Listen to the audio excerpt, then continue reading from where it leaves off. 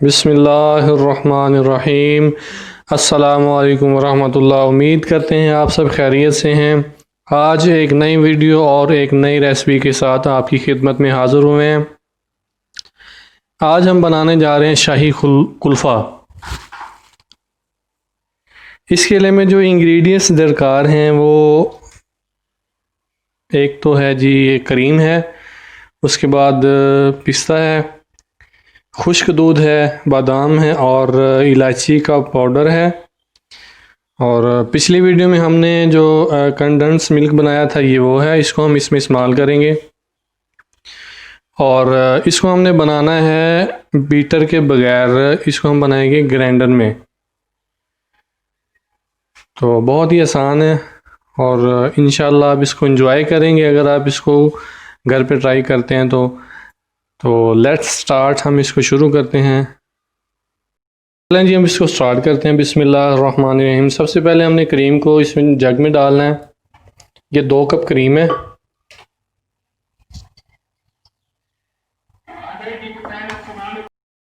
اچھا جی 1 کپ ہو گیا، اب یہ دوسرا کپ اس میں ایڈ کر رہے ہیں۔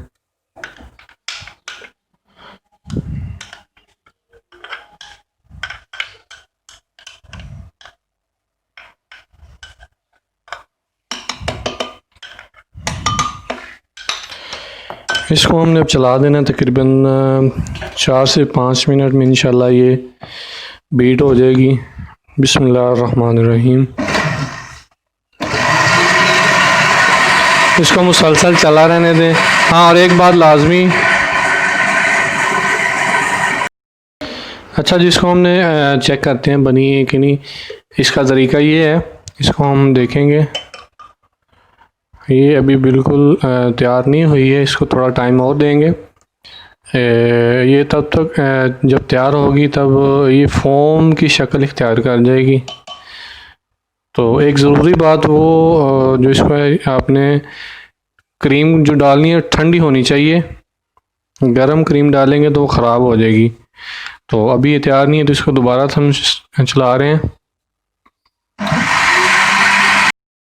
اچھا جی کریم ہماری تیار ہو چکی ہے۔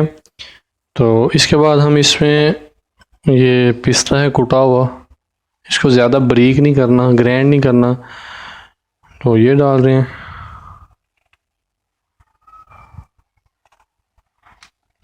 اور کٹی ہوئی بادام،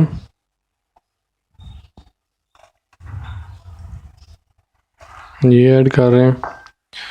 اور اس کے بعد یہ الائچی کا پاؤڈر ہے تھوڑا سا، یہ خوشبو کے لیے، یہ ایڈ کر رہے ہیں۔ اور اس کے بعد یہ خشک دودھ تقریباً 3 سے 4 ٹی اسپون یہ ایڈ کر رہے ہیں۔ اور سب سے لاسٹ میں جو چیز ہے وہ ہے کنڈنس ملک ہے۔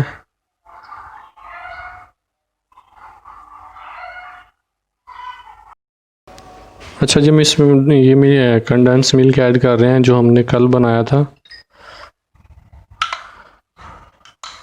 یہ تقریباً ½ کلو دودھ تھا اور ½ کپ تھا چینی کا۔ اس کو ایڈ کر کے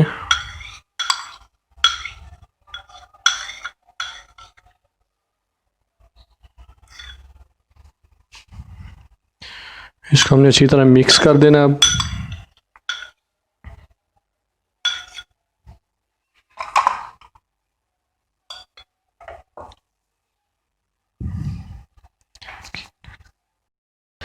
اچھا سارے مکسچر کو ہم وسک کے ساتھ اچھی طرح مکس کر لیں گے۔ اس کو اب دوبارہ گرینڈ نہیں کریں گے، کنڈنسر ملک جو اس کے اندر اچھی طرح مکس ہو جائے گا۔ تو اس کے بعد اس کو ہم جو ہے کسی باکس میں ڈال کے منیمم جو ہے ہم 8 سے 9 گھنٹے کے لیے فریز کریں گے۔ اگر اوور نائٹ ہو جائے تو اس سے بھی بیسٹ ہے۔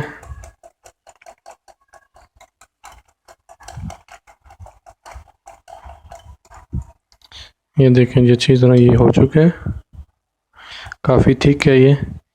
اب جیسے ہی یہ فریز ہوگا انشاءاللہ آپ دیکھیں گے بہت ہی مزے کا اور کریمی آئس کریم بنے گی. بازار کی جو آئس کریم ہے بھول جائیں گے آپ اس کو. بہت ہی مہنگے مہنگے برانڈ ہوتے ہیں وہ سب بھول جائیں گے انشاءاللہ. چلیے جی اس کو اچھی طرح ہم نے مکس کر دیا ہے. اچھا جی اب اس کو ہم پلاسٹک جار میں ڈال دیں. بسم اللہ الرحمن الرحیم.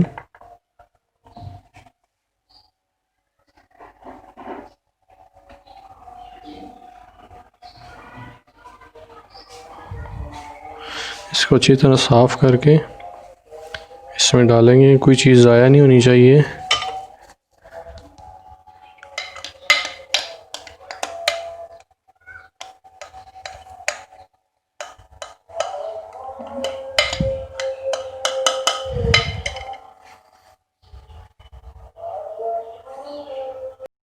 اچھا جی کلفے کا جو مکسچر ہم نے تیار کیا تھا وہ ہم نے پلاسٹک بول میں ڈال دیا. تو اس پہ ہم اب گارنشنگ کریں گے. یہ کچھ بادام تھے کٹے ہوئے, بادام ڈال دیں اور پستہ, تھوڑے سے پستے تھے یہ ایڈ کر رہے ہیں. اس کے بعد ہم اس کو کور کریں گے کسی پلاسٹک شاپر کے ساتھ یا فال پیپر, کوئی بھی چیز آپ استعمال کر سکتے ہیں اس کو کور کرنے کے لیے. کور کرنے کا مقصد یہ ہے کہ اس کے اندر جو ہے نا آئس کرسٹلز نہ بنے ورنہ سارا مزہ خراب ہو جائے گا آئس کریم کا. تو اس کو ہم لگا رہے ہیں جی. اس کے بعد اس کو پیک کر رہے ہیں. اس کو ایئر ٹائٹ لازمی کرنا ہے. اگر ایئر ٹائٹ نہیں ہوگا تو یہ آپ کی آئس کریم یا کلفہ جو بھی آپ تیار کریں گے یہ خراب ہو سکتا ہے. تو ایئر ٹائٹ مسٹ ہے. اس کو فریز کریں گے 8 سے 9 گھنٹے کے لیے. اگر آپ اوور نائٹ کر سکتے ہیں وہ تو سب سے بیسٹ ہے. تو اس کو بھی فریز کر رہے ہیں جی. اچھا جی ہماری آئس کریم کو فریج میں رکھے ہوئے 8 گھنٹے ہو چکے ہیں اور ماشاء اللہ اچھی طرح جم چکی ہے. بسم اللہ الرحمن الرحیم.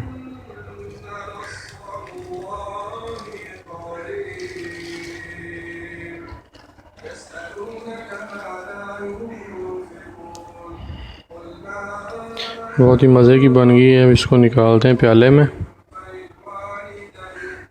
لے جی ماشاءاللہ سے ہمارا کلفہ تیار ہے. بہت ہی مزے کا بنا ہے دیکھیں. اگر آپ کو ہماری ریسیپی پسند آئی ہے تو پلیز ہمارے چینل کو سبسکرائب کریں, لائک کریں, کمنٹ کریں اور ویڈیو کو آگے شیئر کریں. اگلی ویڈیو تک کے لیے ہمیں اجازت دیجیے. اللہ حافظ. السلام علیکم ورحمۃ اللہ.